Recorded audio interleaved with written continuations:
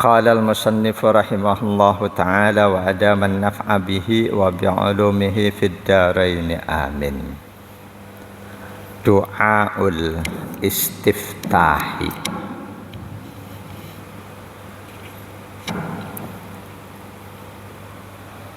Kiat khusyuk berikutnya yang dikemukakan oleh musannif kitab ini berkaitan dengan doa istiftah atau doa iftitah. Tidak sebaiknya kita meremehkan bacaan-bacaan sholat, bacaan wajib, bacaan sunnah ab'ad, bahkan walaupun sunnah hayat sekalipun. Tidak sebaiknya kita remehkan.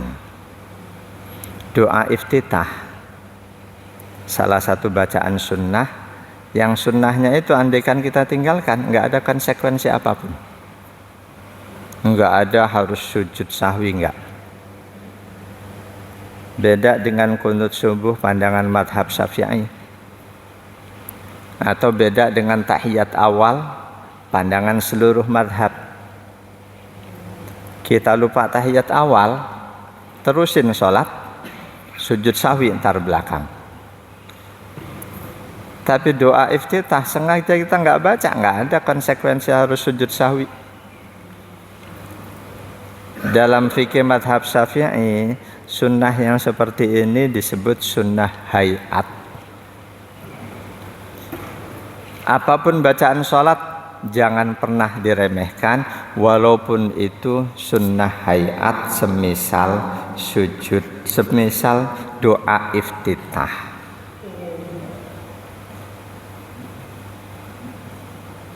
Lebih dari itu, karena Nabi SAW memberikan perhatian khusus dengan doa iftitah.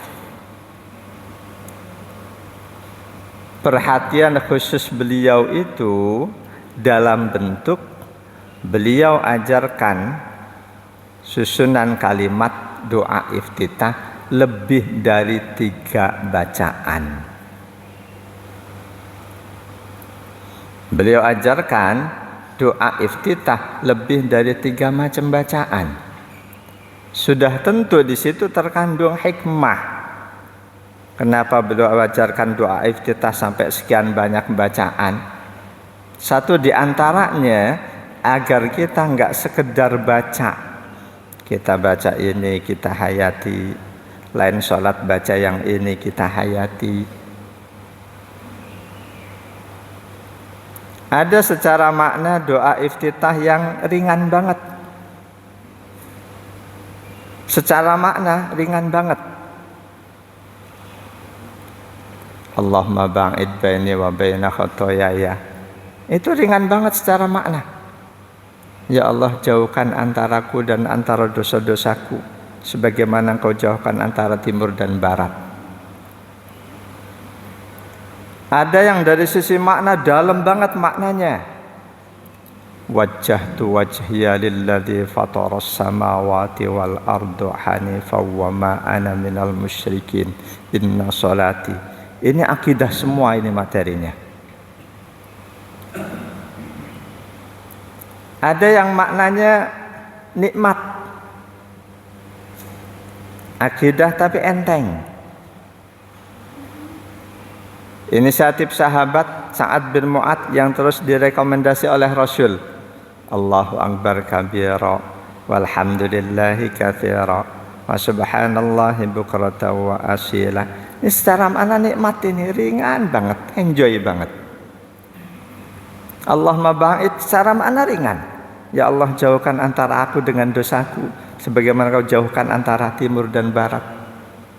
Bersihkan aku dari dosa-dosaku sebagaimana Engkau bersihkan. Itu cara makna ringan. Yang berat tadi, wajjahtu wajhiya lilladzi fataras samawati wal ardo, dan selanjutnya. Jadi jangan pernah meremehkan bacaan-bacaan sholat, meskipun itu jenis bacaan sunnah hayat. Lebih-lebih ketika Rasulullah memberikan perhatian khusus. Satu di antaranya dalam bentuk beliau ajarkan banyak bacaan, enggak cuma satu jenis bacaan. Sudah tentu di situ ada maksud beliau, maksud tersembunyi. Beliau inginkan umatnya praktekkan semuanya.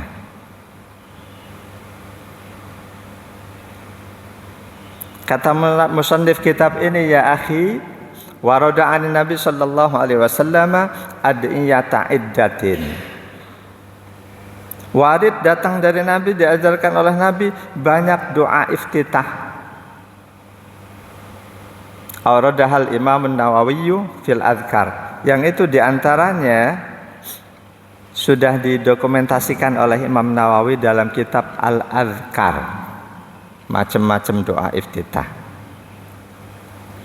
Kana yad'u biha fi istiftahihi lis-shalah. Dan doa-doa iftitah itu semuanya dipraktekkan oleh Rasul dalam sholat beliau.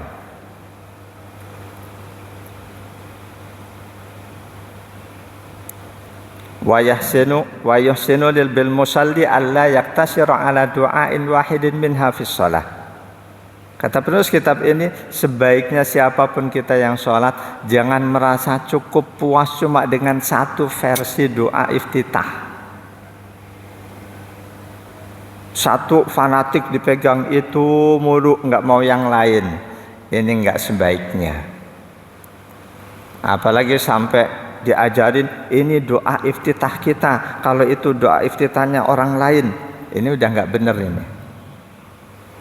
Asobiyah, kesukuan, fanatik yang nggak baik. Ada di tengah-tengah umat pandangan seperti itu. Ini doa iftitahnya NU, ini doa iftitahnya Wahabi, Muhammadiyah. Sampai muqaddimah pun dalam khutbah ada yang ini muqaddimahnya versi Wahabi, ini muqaddimahnya yang lain. Saya pernah mengalami langsung khutbah Jumat di Pekayon Jaya. Saya pakai muqaddimah yang itu juga dipakai oleh Rasul. Innal hamdalillah nahmadu wa nasta'inu dan selanjutnya. Belakangan ada putra pertama Kiai Thahir Rohili, Kiai Hudari Thahir, beliau sesepuh di sana, telepon Kiai. Ada jamaah yang menganggap Kiai Wahabi. Kenapa? Gara-gara kemarin khutbah pakai muqaddimah itu. Jadi apapun ketika itu bersumber dari sunnah Rasul, hadis Rasul, jangan dilabeli ini milik anu, ini milik kelompok anu, jangan.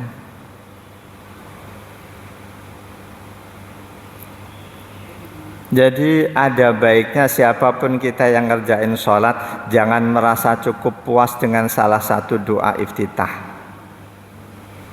Bal ya'ti biha marrotan wa bisani marrotan.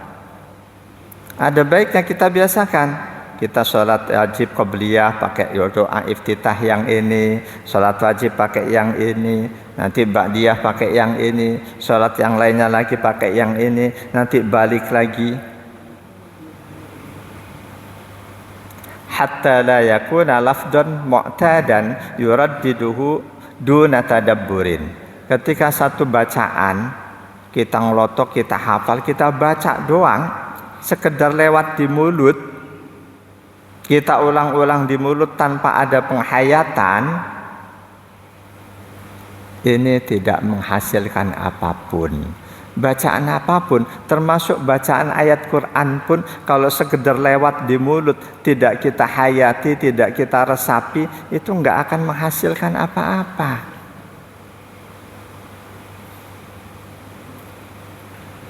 Kita bingung jalan, ada petunjuk jalan, kita baca, enggak kita hayati, sekedar baca doang, enggak ada di pikiran, mungkin akan tetap kesasar. Bacaan apapun, walaupun memang Rasulullah beritahu kita, bacaan Quran walaupun tidak kita hayati, tetap Allah berikan pahala. Itu cuma Quran, nggak berlaku buat yang lain. Hadis sekalipun, kita baca hadis berulang-ulang, nggak kita hayati, nggak ada pahalanya. Cuma Quran. Kesimpulan ulama bahwa baca Quran tanpa dihayati tetap ada pahalanya dari hadis sahih ketika Rasul perintahkan umatnya untuk baca Quran. Bacalah Al-Quran, sesungguhnya setiap hurufnya, setiap bacaan Quran itu 10 kali pahala, 10 kali lipat. La aqulu alif lam min harfun walakin alifun harfun wa lamun harfun wa mimum harfun. Aku tidak katakan alif lam mim itu satu huruf, bukan, tapi alifnya satu, lamnya satu, mimnya satu. Satu huruf 10 pahala, 30. Rasul mencontohkan di hadis itu ketika beliau perintahkan baca Quran dan beliau janjikan pahala. Beliau contoh yang beliau angkat, contoh ayat yang umat Islam nggak tahu pasti apa maknanya. Alif lam mim yasin, alif lam ra, kaf ha ya ain shad, itu nggak ada yang ngerti artinya secara pasti. Kalau toh ada di tafsir, di antara tafsir Ibnu Abbas, Tanwirul Mikbas, itu cuma dugaan. Ayat yang umat Islam nggak ngerti artinya, nggak ngerti maknanya, oleh Rasul dijadikan contoh. Ketika beliau perintahkan umatnya untuk baca Quran, beliau janjikan satu huruf, satu pahala, ditulis 10. Beliau contohkan alif lam mim. Jadi bacaan apapun, walaupun itu ayat Quran, manakala tidak kita hayati, tidak ada pengaruhnya buat kita menjadi lebih baik. Wa nuridu an nata'amala wahidan minha. Kata musannif, kami contohkan di sini untuk kita renungkan satu saja di antara doa iftitah itu, wa huwa ma awradahul imamu muslimin. Ini hadis doa iftitah yang diriwayatkan oleh banyak ulama hadis. Beliau tulis cuma Imam Muslim yang meriwayatkan, padahal doa iftitah ini juga diriwayatkan oleh Imam Asy-Syafi'i, Imam Ahmad, Imam Abu Dawud, At-Tirmidzi dan An-Nasa'i. An Ali bin Abi Thalib radhiyallahu anhu. Dari sahabat Ali bin Abi Thalib radhiyallahu anna Rasulullah sallallahu alaihi wasallam kana idza iftataha as-salata qala wajjahtu wajhiya lilladzi fataras samawati wal arda hanifa wa ma ana minal musyrikin. Inna salati wa nusuki wa mahyaya wa mamati lillahi rabbil alamin la syarikalah wa bidzalika umirtu wa ana awwalul muslimin. Mayoritas redaksi wa ana awwalul muslimin. Sebagian redaksi wa ana minal muslimin. Dua-duanya boleh. Mau wa ana awwalul muslimin silahkan, wa ana minal muslimin silahkan. Kata sahabat sepupu dan menantu Nabi Ali bin Abi Thalib radhiyallahu an, sesungguhnya Rasulullah sallallahu alaihi wasallam bila mana beliau membuka salatnya sesudah takbiratul ihram, beliau baca wajjahtu wajhiyah dan selanjutnya.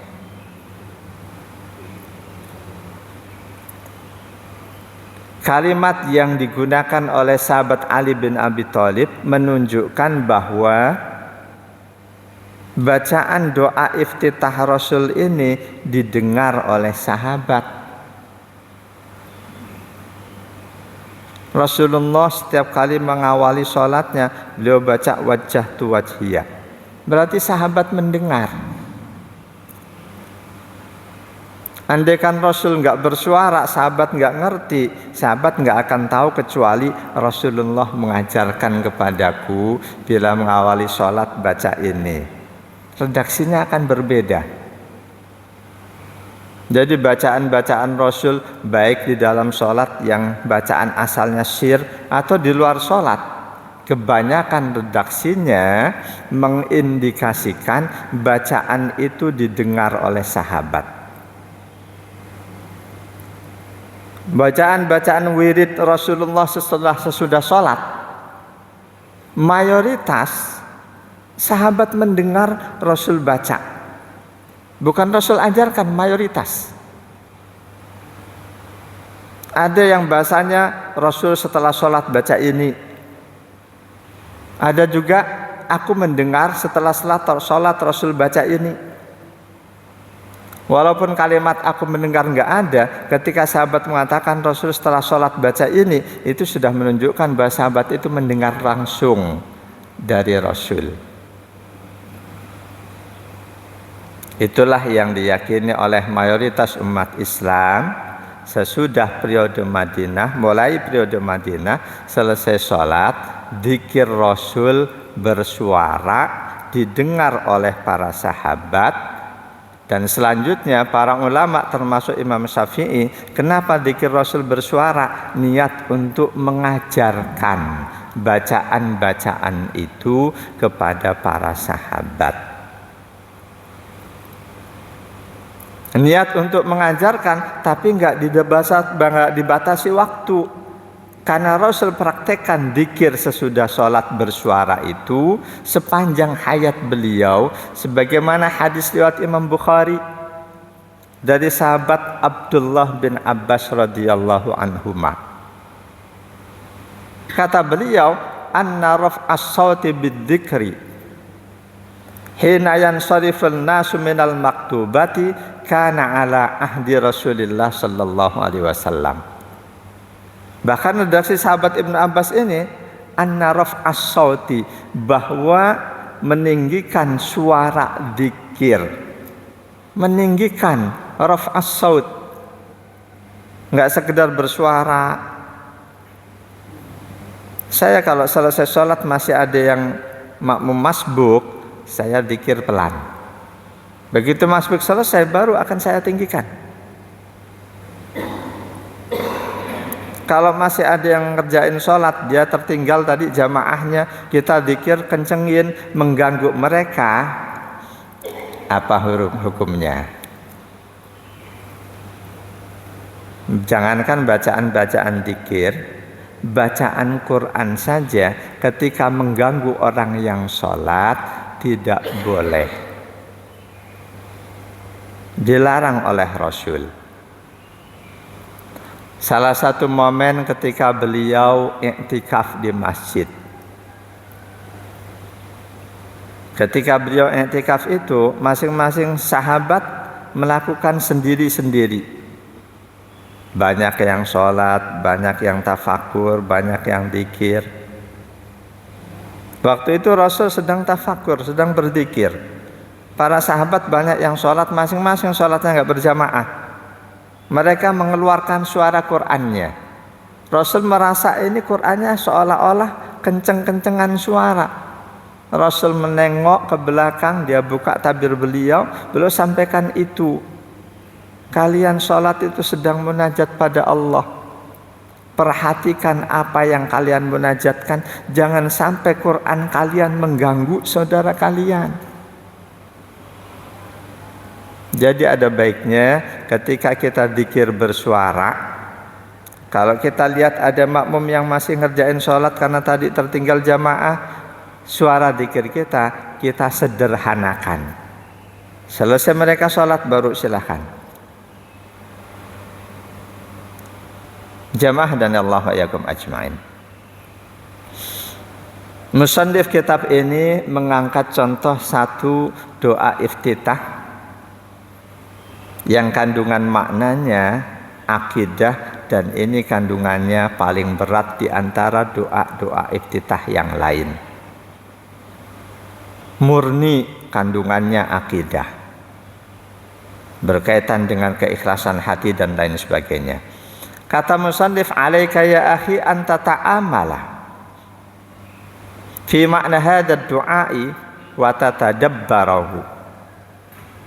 Semestinya siapapun kita ngerjain sholat, doa iftitah ini kita renungkan, kita hayati, kita fikirkan.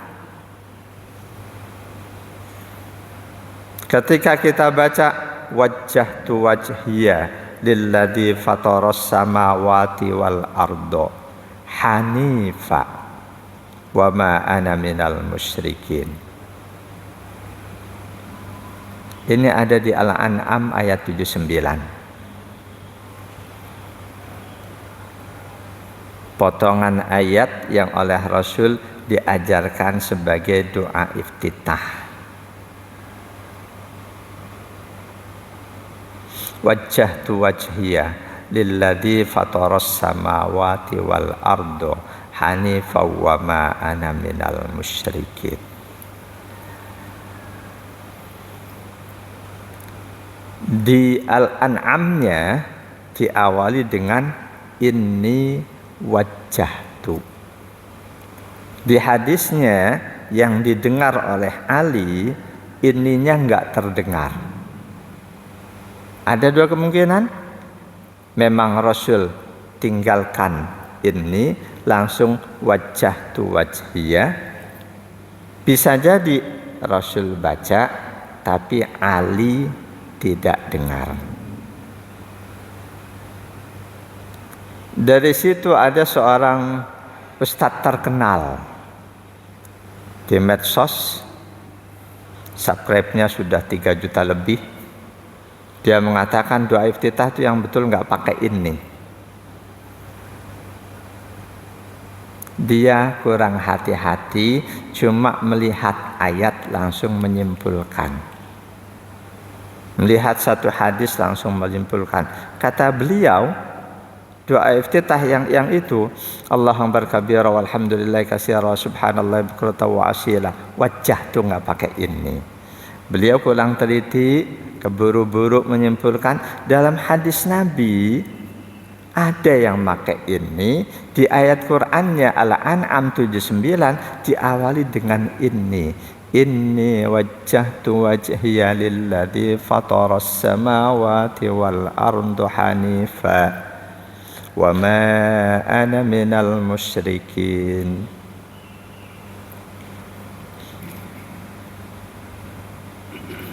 Bacaan ini wajjahtu atau wajjahtu wajhiya dan selanjutnya enggak ada masalah mau pakai ini atau tidak.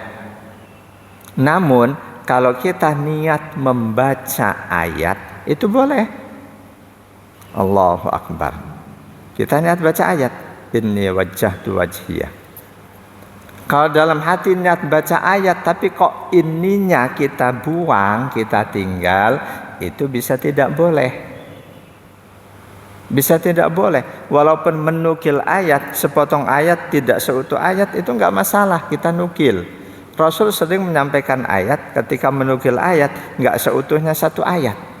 Bagian mana yang berkaitan dengan apa yang sedang disampaikan, itu yang disampaikan, yang dibaca. Jadi ketika kita Allahu Akbar, doa iftitah kita niat baca ayat, inni wajjahtu wajhiya lilladzi, itu lebih baik. Kata penulis kitab ini, yadhuruka bi sayyidina Ibrahim alladzi qala hadil kalimati alladzi qala hadhil kalimata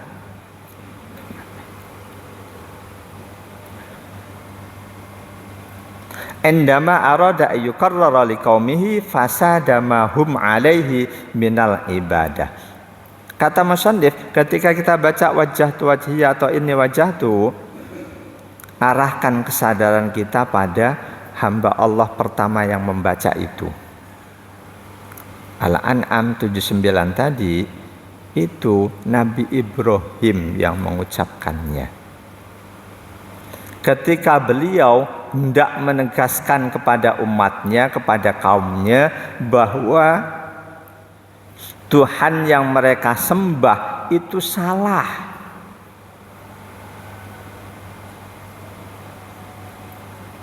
Falamma ra'a asy-syamsa bazighatan qala hadza rabbi hadza akbar. Falamma afalat qala ya qaumi inni bari'um mimma tusyrikun. Ini awalnya. Di hadapan umatnya, kaumnya, ketika Nabi Ibrahim proses pencarian, melihat bintang, melihat bulan, melihat matahari. Begitu melihat matahari, kata Ibrahim, falamma ra'a asy-syamsa bazighatan, matahari celas banget, gede banget. Kata beliau, hada rabbi, oh ini Tuhanku nih, hada akbar, ini lebih gede dibanding bulan, dibanding bintang. Falamma afalat, ketika matahari itu pun lenyap, tenggelam di barat, qala, di depan kaumnya Nabi Ibrahim berkata, ya qaumi inni bari'um mimma tusyrikun, wahai kaumku, saksikan, aku berlepas diri dari Tuhan-Tuhan yang kalian sembah selain Allah. Inni wajjahtu wajhiya lilladzi fataras samawati wal ardo hanifan wa ma ana minal musyrikin.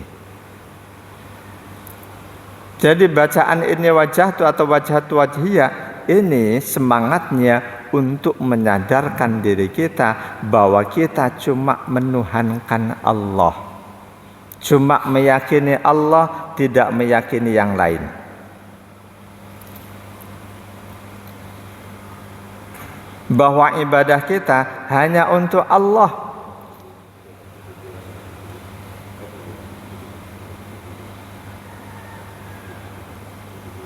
Wa makna wajjahtu wajhi, makna wajjahtu wajhi, beliau menukil tafsir Ibnu Katsir. Akhlastu dini wa afradtu ibadati lilladzi fataras samawati wal ardo. Khalaqahuma wabtada'ahuma ala ghairi misalin sabakin.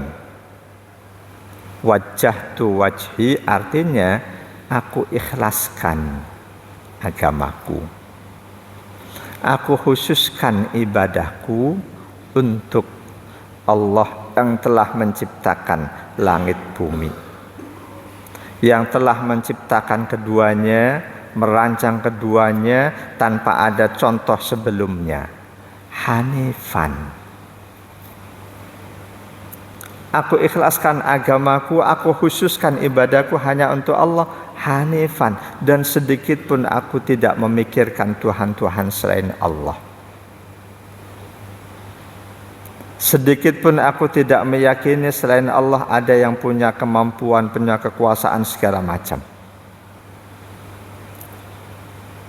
Bagian itu ditutup dengan wa ma ana minal musyrikin, dan aku bukan bagian dari orang-orang musyrik. Wajjahtu wajhiyah lilladzi fataras samawati, kalimat itu ditutup dengan wa ma ana minal musyrikin, aku bukan bagian dari orang-orang yang syirik. Jamaah dan Allah wa iyyakum ajmain. Apabila kalimat ini kita fikirkan, kita renungkan dan kita hayati sejak awal bacaan sholat, kita sudah semangat untuk ikhlas karena Allah. Boleh jadi berangkat ke rumah ada niat-niat lain, niat pengen disanjung segala macam. Begitu kita hayati Allahu Akbar, wajjahtu wajhiyah, kita sudah terbimbing atau dibimbing oleh bacaan yang kita hayati untuk sejak awal kita melakukan ibadah, kita ikhlaskan ibadah kita itu hanya untuk Allah. Otomatis sholat kita akan menjadi lebih afdol, menjadi lebih baik. Wajjahtu wajhi maknanya akhlastu dini, aku ikhlaskan agamaku. Wa afradtu ibadati, aku khususkan ibadahku hanya untuk Allah. Boleh jadi cuma dua kata, wajjahtu wajhi, Itu aja ketika kita hayati, insya Allah itu sudah dapat mengarahkan kita, membimbing kita untuk mengikhlaskan keberagamaan kita, mengikhlaskan ibadah kita hanya untuk Allah. Ditambah lagi Imam Ibnu Katsir menguraikan lebih jauh makna wajah tu wajhi sampai wa ma ana minal musyrikin innama a'budu khaliqal asya'i wa mukhtari'aha wa muqaddiraha wa mudabbiruha alladzi biyadihi malakutu kulli syai'in wa khaliqu kulli syai'in wa rabbuhu wa malikuhu wa ilahuhu. Aku cuma menyembah Allah, sang pencipta segala sesuatu, yang menentukan segala sesuatu, yang mengatur segala sesuatu, yang segala sesuatu itu ada dalam kekuasaannya. Pencipta segala sesuatu, Tuhan segala sesuatu, pemilik dan juga penguasa tunggal untuk segala sesuatu. Jamaah dan Allah wa yakum ajmain. Wa ma ana minal musyrikin. Aku bukan bagian dari orang-orang yang syirik. Jika kita fahami kalimat ini, kita fahami dan kita faham definisi syirik itu apa, kita baca hayati wa ma ana minal musyrikin, kita faham definisi syirik. Itu pun insya Allah akan bisa membebaskan kita dari keyakinan-keyakinan syirik, menjadikan kita ikhlas. Siapapun yang ada keyakinan syirik, dia belum akan bisa ikhlas. Siapapun yang dalam hatinya masih ada keyakinan syirik, dia belum akan bisa ikhlas. Mungkin ikhlasnya cuma di omongan.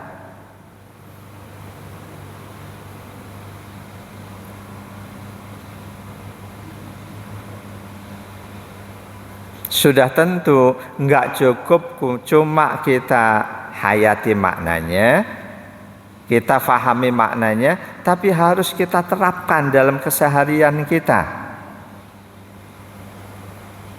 Jika kita selalu mengimani akidah-akidah yang syirik, jika kita selalu mengimani akidah-akidah yang syirik, maka selama itu kita belum akan bisa ikhlas. Ketika kita fahami wa ma ana minal musyrikin, aku bukan orang yang syirik ya Allah, aku bukan orang yang menyimpan akidah syirik, kita hayati, maka kita akan spontan. Ketika kita sadar dalam diri kita ada keyakinan syirik, dengan kita membaca wa ma ana minal musyrikin, keyakinan syirik itu akan kita buang.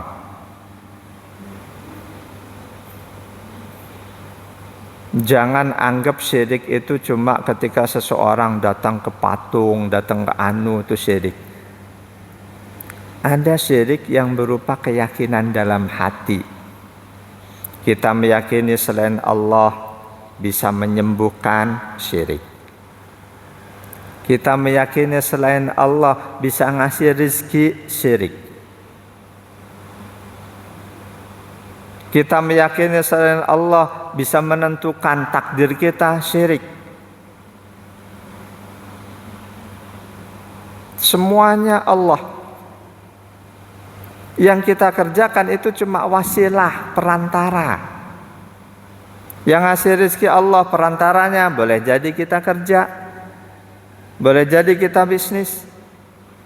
Yang ngasih sehat cuma Allah, perantaranya. Boleh jadi kita berobat, boleh jadi cuma minum air yang kebetulan didoakan jamaah. Yang memberikan keselamatan, keamanan cuma Allah, perantaranya. Boleh jadi kita berhati-hati menjalani hidup. Tapi yakinlah Allah bisa memberikan sesuatu tanpa melalui perantara. Harus kita yakini Allah bisa memberikan sesuatu tanpa melalui perantara. Meskipun dalam kehidupan sehari-hari hampir semua yang Allah berikan melalui perantara, melalui wasilah. Nah, ketika di hati kita masih ada keyakinan, ada yang bisa menyembuhkan selain Allah, ada yang bisa memberikan rezeki selain Allah, ada yang bisa memberikan keselamatan selain Allah, itu keyakinan-keyakinan syirik. Nah, keyakinan-keyakinan syirik seperti itu ketika kita baca dan kita hayati, kita renungkan, wa ma ana minal musyrikin. Aku bukan orang yang syirik ya Allah. Kita sadar sebelumnya kita punya keyakinan syirik. Kita akan hilangkan dengan menghayati bacaan wa ma ana minal musyrikin.